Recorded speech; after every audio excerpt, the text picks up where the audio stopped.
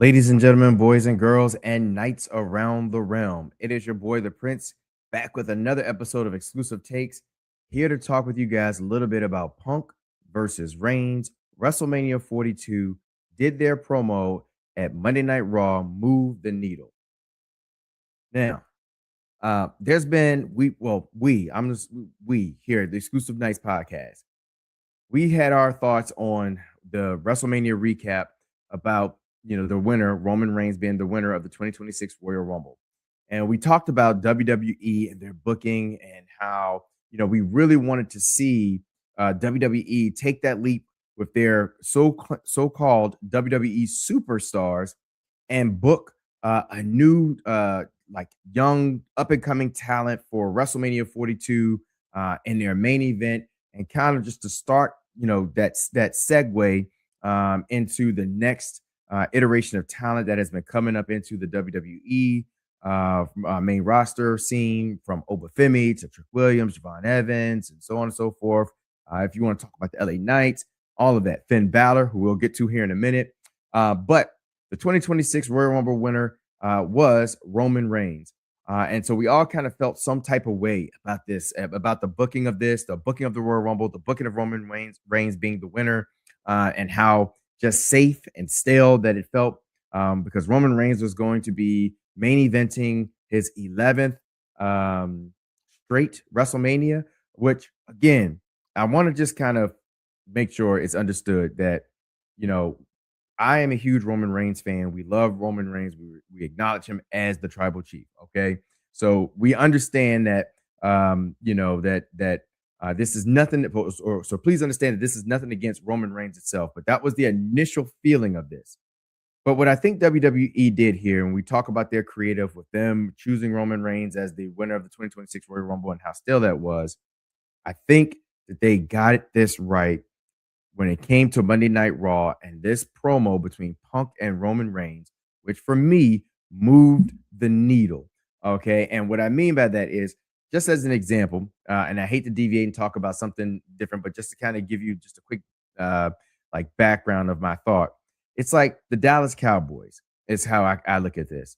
How every year we see the Dallas Cowboys underdeliver year in and year out, and it's been that way for nearly 30 years. And people say all the time, I don't know why the Cowboys fans, get so hype about the season or think their team is this, that, and the other, and all that kind of stuff, when they haven't done anything in 30 years. They haven't even made it to the Eastern, Conference Championships in 30 years. And there's a lot, 100% true. But every year, Jerry Jones seems to be able to sell snake oil to every one of us Dallas Cowboys fans to make us feel like, hey, this could be the year that Dallas would at least get into the playoffs and at least make a little run. Like, for me, I don't even get to the point where I'm like Super Bowl anymore. I'm more of just like, hey, get to the playoffs, win a couple of games, get to the NFC Championship. Let's start there. And I feel like that's what WWE was able to do here when it comes to Roman Reigns being the Royal Rumble winner, and us kind of already figuring out that it was probably going to fall into a CM Punk versus Roman Reigns storyline. But the magic that came out of this was in Monday Night Raw, on Monday Night Raw, when Roman Reigns came out and addressed the crowd in Philadelphia, and he talked about all the different things that has happened to him, in Philadelphia, how he won his first title in Philadelphia, how the last time he held the title, he lost it in Philadelphia. He talked about when he won the Royal Rumble in Philadelphia and how they booed him out, out of the stadium. The reaction was a lot different than what it was on that particular night, this past Monday, where, of course, everybody's acknowledging their tribal chief, Roman Reigns. Tells you just how far he has come. But one of the better parts about it, and where I want to give creative their flowers in this whole promo thing between Roman Reigns and CM Punk, and maybe, just maybe, I'm giving creative too much credit. Maybe these two gentlemen who we know are just top notch on the mic, just did what they can do as professional wrestlers, and delivering their lines and delivering their thoughts in a way that just brought you back into this rivalry and just made you feel or at least made me feel differently about this WrestleMania 42 matchup. Now, uh, Roman Reigns is addressing the crowd and he's talked about his past and his history with Philadelphia. And he says, you know, should I challenge Drew McIntyre for the undisputed championship? Crowd is booing. We kind of expect that. Or should I challenge CM Punk for the World Heavyweight Championship? Crowd goes nuts. Well, in mentioning CM Punk, of course, you get CM Punk. CM Punk comes out, crowd's going nuts for him. And he, walks into the ring. And really quick, I want to go off on a tangent here. When it comes to CM Punk and what he did when he entered the ring, he immediately addressed because earlier in the night, the WWE had been playing vignettes of Finn Balor and kind of resetting Finn Balor, his character, and reintroducing him. At least that's what it seems the vignettes are doing, reintroducing him to the WWE fandom as this new version of Finn that's going to be, coming and challenging CM Punk. And for CM Punk not to have been in the Royal Rumble was already disrespectful.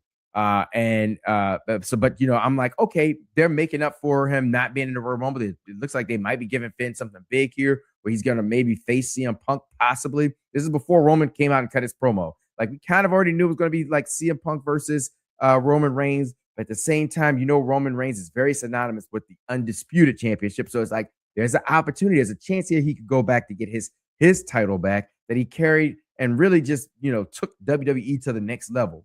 But so you're like, okay, they're doing this creative thing. They're spending time with Finn. They're giving him this opportunity to kind of reintroduce himself.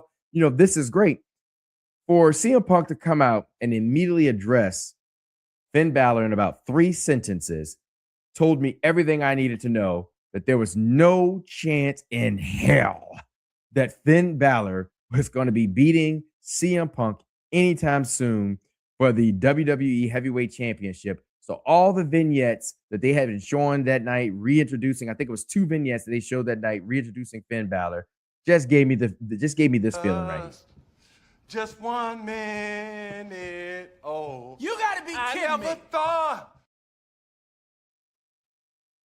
You got to be kidding me. I'm like, so wait a minute, WWE. We took time to create these vignettes to kind of show Finn's backstory when he's just a young pup. They even had scenes of him being a young pup, just wrestling, talking about his love, his passion, what he did for the wrestling industry, all that kind of stuff.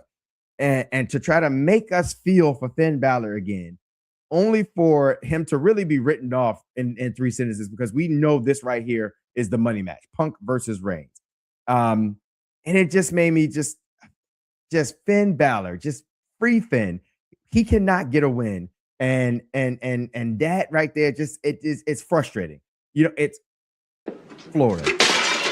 Damn. That's how I feel when it comes to Finn. If you watch Xclusive Takes, or Exclusive Minds, some of us even picked Finn to win the Royal Rumble because we thought they were building a story there. But anyhow, I digress. But he addresses Finn, so that tells us Finn is not winning this. And then he turns to Roman, and he addresses Roman, much like we've seen before, where Roman has addressed John Cena. John Cena has addressed The Rock or the Final Boss about how they're part-timers, how they've sold themselves to Hollywood and are now more Hollywood. They're part-time wrestlers. They got 1 foot in the game and 1 foot out the door. And how, he's been touring and going around and making every stop in different countries and different parts of the, in different states and all this stuff.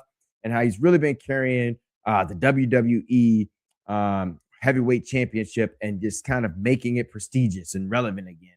What he's been doing for the WWE product. And I want to say this is one hell of a promo. And what I want to give creative credit for here as I go back and I say, I don't know if we give too much credit to creative or if it's really just Punk and Reigns. I'll leave that to you guys in the chat. Y'all can kind of share your thoughts on it. But what I'm going to say is, as far as giving creative some credit here, is how they took and blended some of the real life heat between Roman Reigns and CM Punk in this. And I always say that you get the best stories and the best feel and the best investment into a match and into wrestlers when you have that type of story where it's blurring like backstage and kind of maybe peeling back some of the curtain of like the feelings of two different wrestlers and how they may feel about each other, outside of the cameras and being in the ring. And this was kind of like highlighted and addressed here, where CM Punk was addressing Roman and talking to him about being a part timer. And Roman, who stood there for most of the time, and I was thinking, because CM Punk is so good on the mic, we all know how good CM Punk is on the mic. And Roman stood there, and I'm like, Roman, he's kind of eating you alive right now on the mic. How are you going to come back from this? How are you gonna show why you are the tribal chief and why you are this man that has carried WWE to new heights, got them their Netflix deal, like why fans were so invested into you for the 3 or 4 years that you were just on top of the mountain in WWE. And Roman Reigns delivered one banger of a promo. And he addressed CM Punk and talked about how CM Punk, left the company 10 years ago, because one of the things CM Punk talked about was how he brought Roman Reigns and Seth Rollins up, to the main roster. But Roman Reigns kind of threw it back at him and said, you left us 10 years ago. Not only did you leave us 10 years ago, you dragged our names, and particularly my name, through the mud on your friend's podcast. You made my life a living hell during that time. And we all know the hell that Roman went through when he was first introduced as like this next, as the new like wrestler for us to be invested in and to carry the brand. And we know the story of it being booed all the way to what he is now, and how it made his life much harder than what it had to be. But when Punk wanted to come back, how WWE leadership came to Roman and asked him if they should bring Punk back in, and Roman agreed and said yes, and how he gave or got Punk back into the WWE, or gave the blessing for Punk to come back into the WWE, and not only come back into the WWE, but then he talked about how Punk was up to his same old tricks. He comes back into the WWE. He takes his wise man. He plays with the bonds of the bloodline from Jimmy and Jey Uso and all of them, and how that kind of blew up in Roman. Roman talked about how he hated Punk, and I said, you know what? This is good. This is good stuff here, because we know Seth hates CM Punk. And now Roman kind of shared with you how he truly feels about CM Punk. And he said told CM Punk, look, I could choose you because you're currently one of the top talents in the WWE. I can choose you because of the fact that you're carrying the heavyweight championship. But he's choosing CM Punk because he hates him. He hates what he stands for. He hates the fact that that CM Punk, walks around and treats like Seth and him the way he does, like the little brother of the WWE, or to him, I should say. And Roman hates that. And he told CM Punk, this was the best part of it, was that at WrestleMania 42, he will acknowledge him. And he dropped the mic. And that there, guys, that promo, that finisher, the way it went off air there, gave me the only thing that it could give me. And this is what moved the needle for me to say, you know what? I'm here for it. I'm on the bandwagon again, just like it happens every year with the Dallas Cowboys, because it gave me